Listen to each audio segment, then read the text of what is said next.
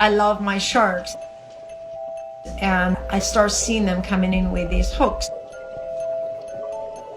The hook removal started like anything would start when you love someone. I just wanted to make their lives a little bit better, to relieve their pain. With Foggy Eye, one day she showed up and she had one that was actually inside. I would open her jaw and see the hook. And then at a certain moment, I decided to basically stick my hand in and pull the hook out.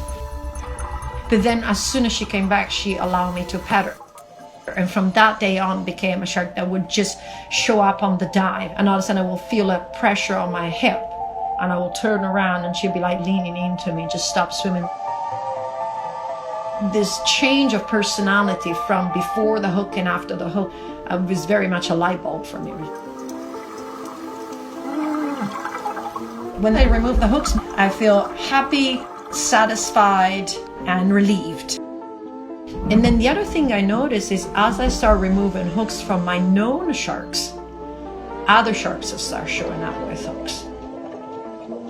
People ask me, do they communicate? And I'm like, yes.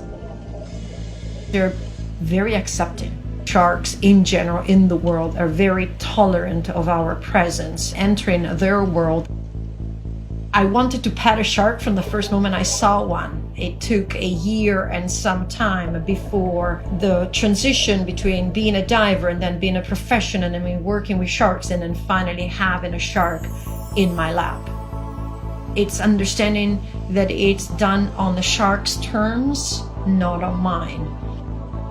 Because every time a shark does that, I do realize what a privilege it is. This is a wild animal, and she's given me full trust. It's a complete abandonment, saying, well, in this moment I trust you, you're not going to hurt me. It is something to be absolutely in awe of, no matter how many times it happens. What I developed is an appreciation for their vulnerability.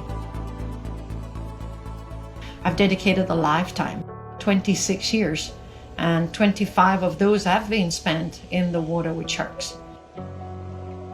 We may still be a little bit afraid of sharks, but we need sharks. The sharks are vital for balancing the ecosystems, and this planet survives on the balance of the oceans.